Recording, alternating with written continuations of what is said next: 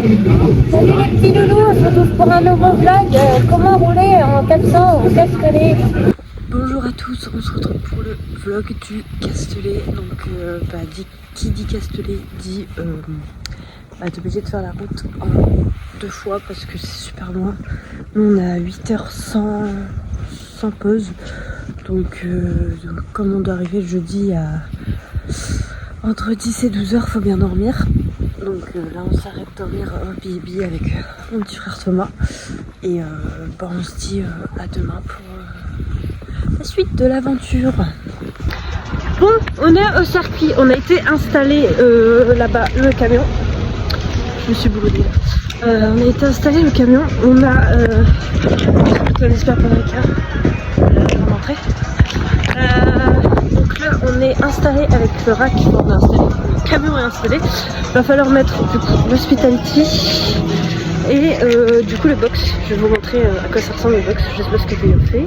Il était là, je vais... Ouais. Donc là le camion du rack est ici. Au cas où tu sais pas comment, on est installé ici. Donc on va aller dire bonjour à tout le monde et je vous reprends. Donc là il y a tout le monde qui est en train de sortir ce qu'il faut. Là c'est les box. Je vais vous montrer le box.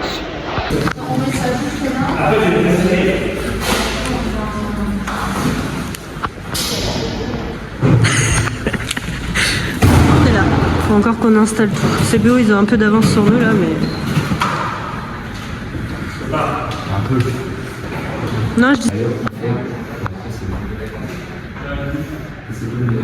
Mais je regarde. Donc, mettons bleu.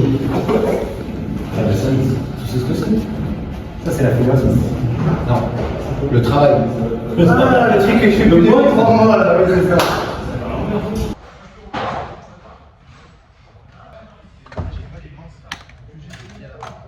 Alors que je peux faire en train de faire la mécanique pour le même. Non mais désolé, je prends pas d'outils, c'est mieux. On va tirer les doigts aussi à tout moment. Mais non. Je sais pas. Normalement, c'est au moins un an. Non, Ok, je suis d'accord.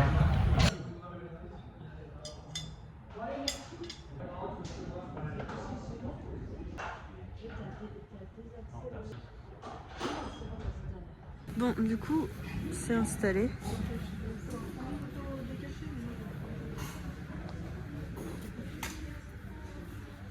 Bon, ils sont concentrés, on les entend pas. Ils ont faim, je pense. Surtout que j'ai pas fait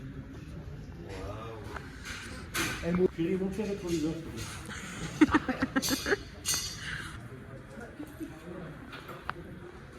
Bon, du coup, on a fini la mécanique. On va pas tarder à manger. J'ai un petit peu de temps pour discuter avec vous. Donc, pourquoi je suis au Castellet alors que je devais pas y être. Alors, j'ai pas du tout le budget pour faire la dernière course parce que, comme vous le savez, j'ai eu un accident au Mans et ça a coûté de l'argent. J'ai eu ma chute à Magny-Cours et encore d'autres chutes cette année qui m'ont coûté un budget qui n'était pas prévu. Après avec la 500 j'étais censée financer un peu ma saison FSBK. En fait j'ai eu tellement de désistements à Croix et à Pau que ça m'a rien financé du tout pour ces 2 courses. Donc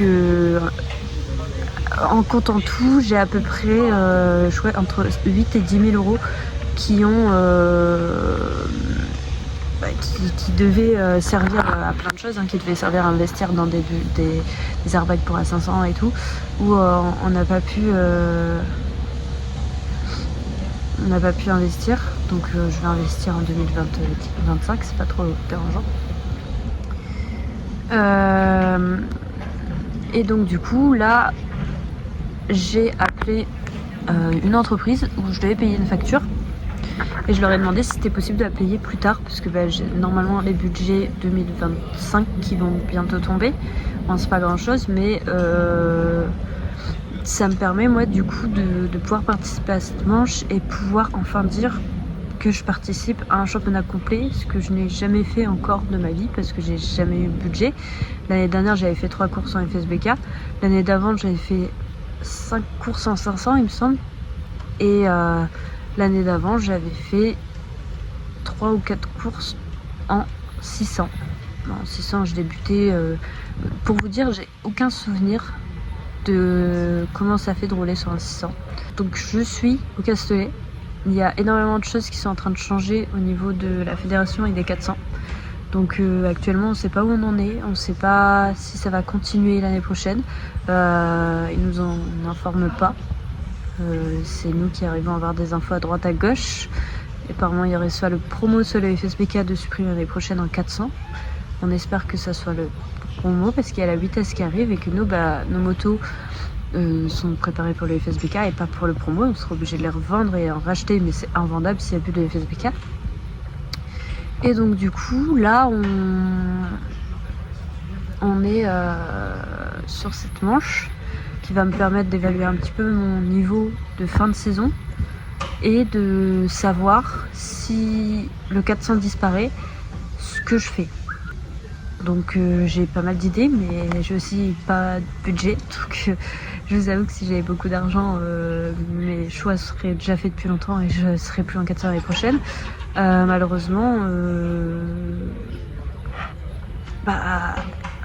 pour passer en 600 l'année prochaine, en fait, il aurait fallu que je commence à m'entraîner en 600 cette année. J'aimerais éviter de partir en promo aussi parce que pas l'année prochaine parce qu'encore une fois j'ai pas le budget, je sais pas si un jour j'aurai le budget, mais oui, le mondial féminin m'intéresse, même si je suis totalement contre le fait de rouler avec des femmes.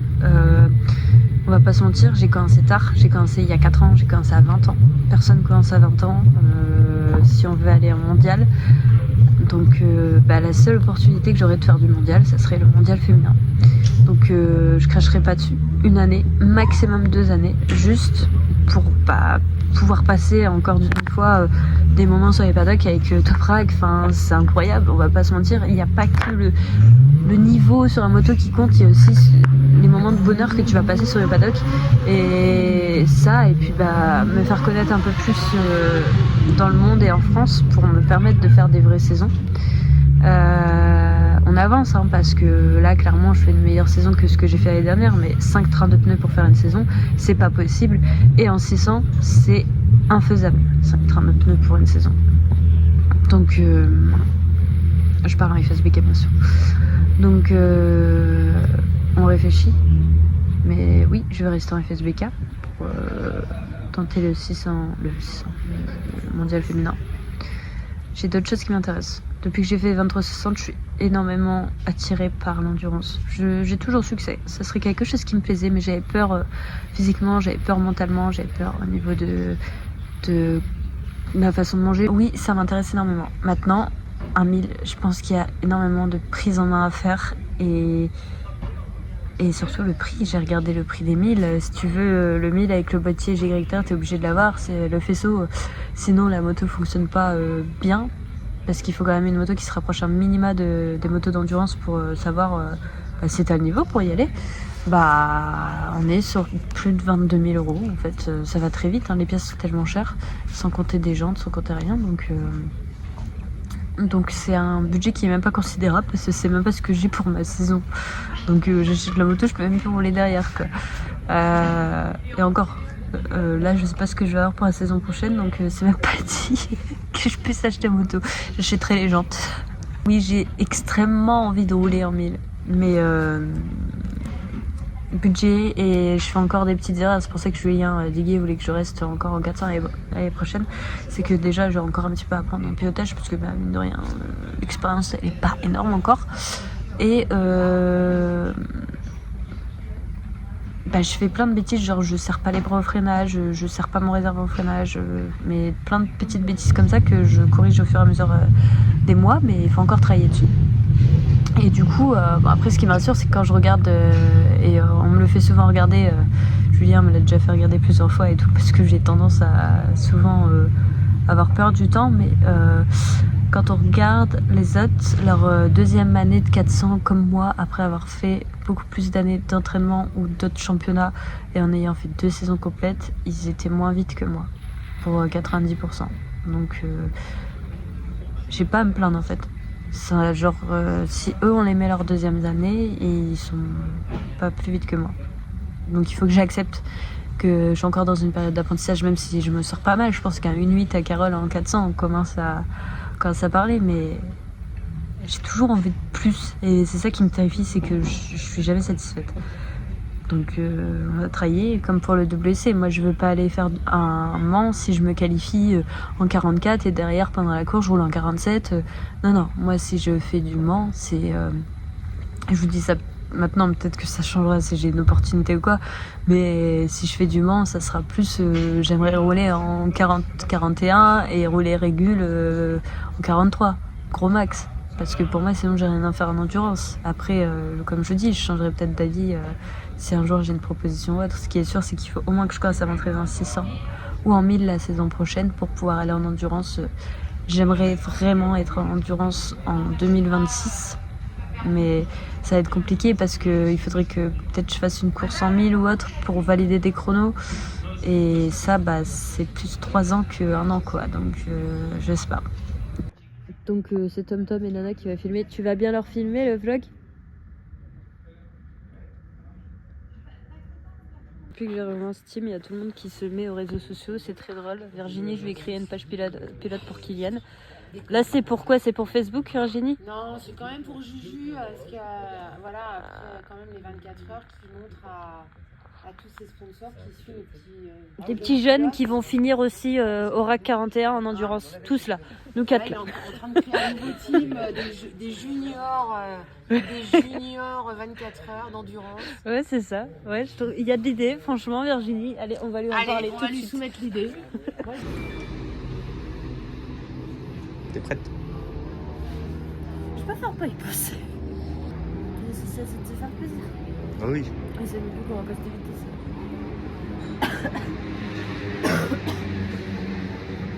Ok, bon, coupez.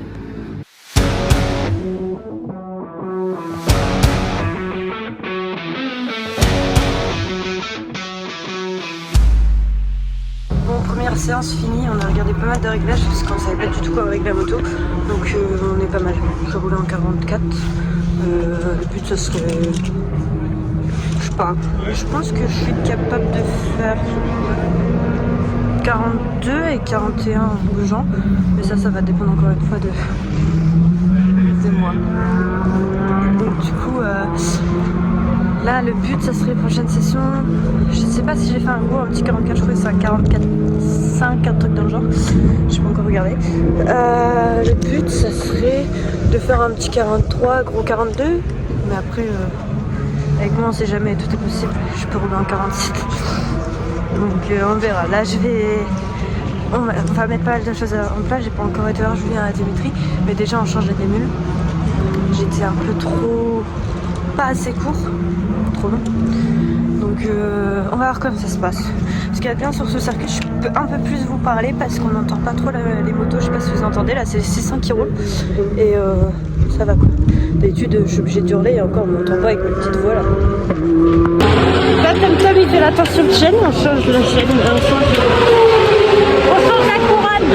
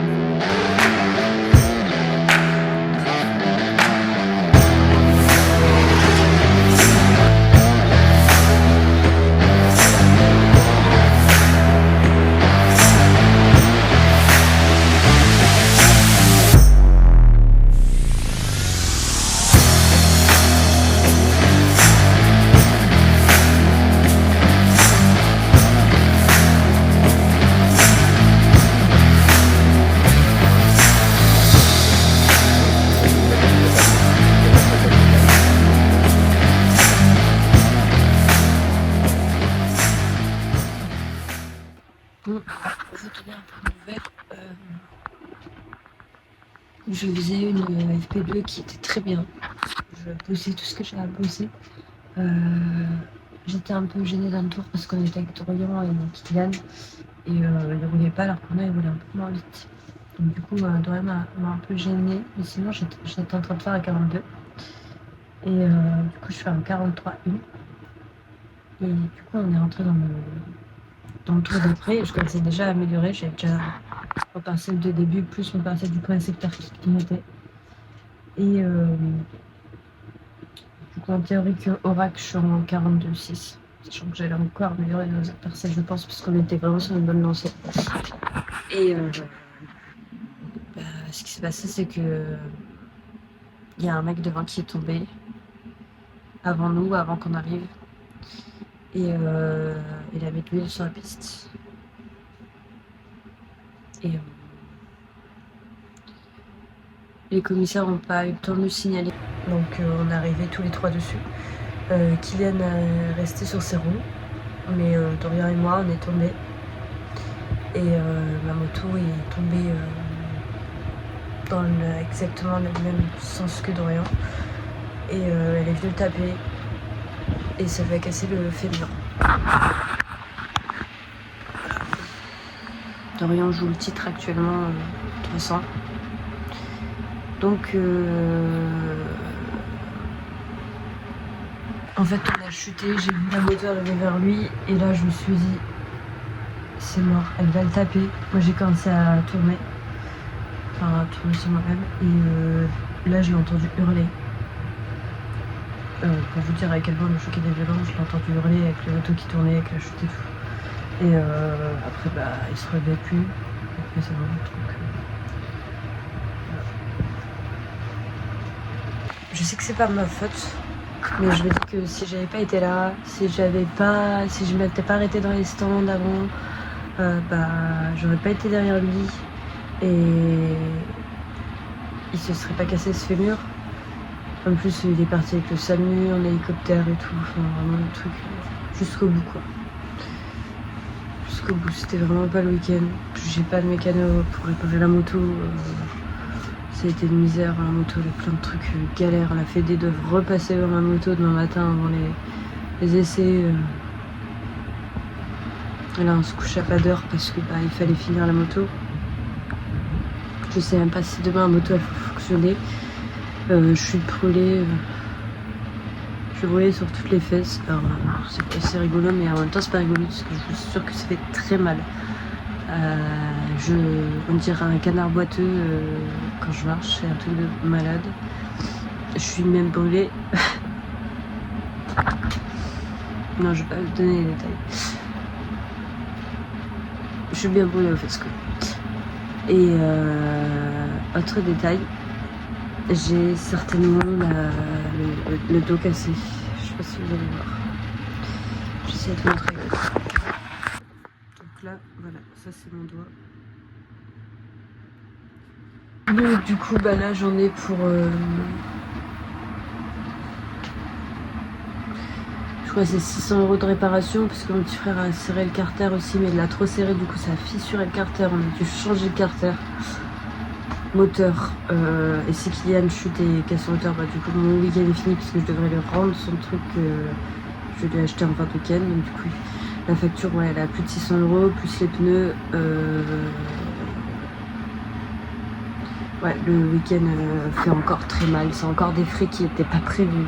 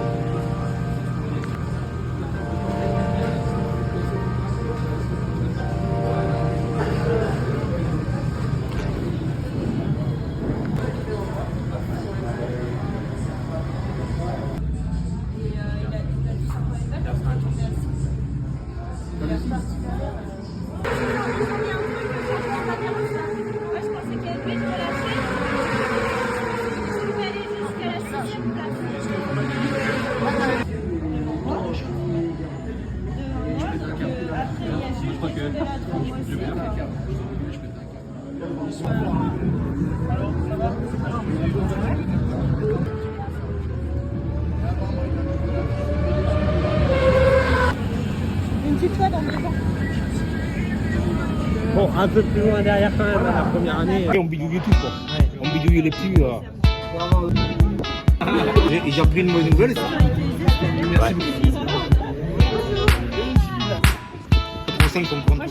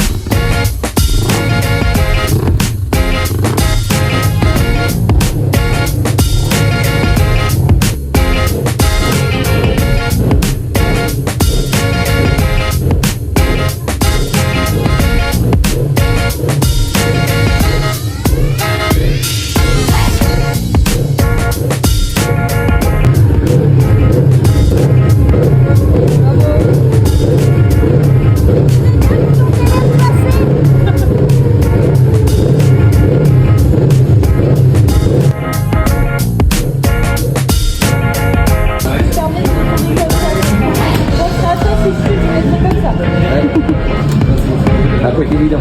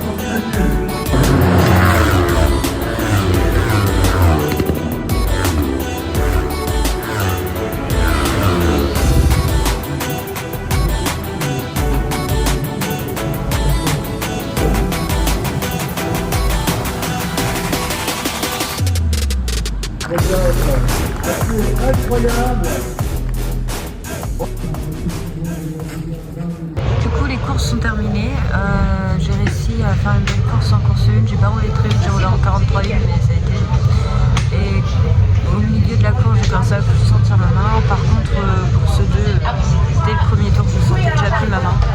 Donc bon, moi j'ai dû être là ce week-end, je suis un peu triste, j'ai entendu tout et rien sur plein de choses et j'espère que le 300 restera en FSBK parce que nous allons nous annoncer qu'il y a plus de 300 en octobre alors que la saison commence en mars. C'est très moyen, c'est très moyen. On avait fait pareil pour la 500 Cup. Les gens préparent leur saison un an à l'avance, il faut le savoir.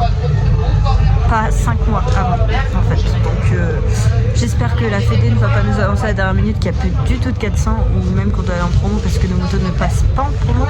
Bref, sur ces jolis mots, on est en train de ranger avec le rack. Je vous ferai des vidéos cet hiver. Là, je passe mon CQP, etc. Et ben, je vous montrerai l'évolution et ce que je ferai l'année prochaine dépendra de ce que la fédération décide de faire au niveau de notre catégorie. Allez, salut à tous et au prochain vlog.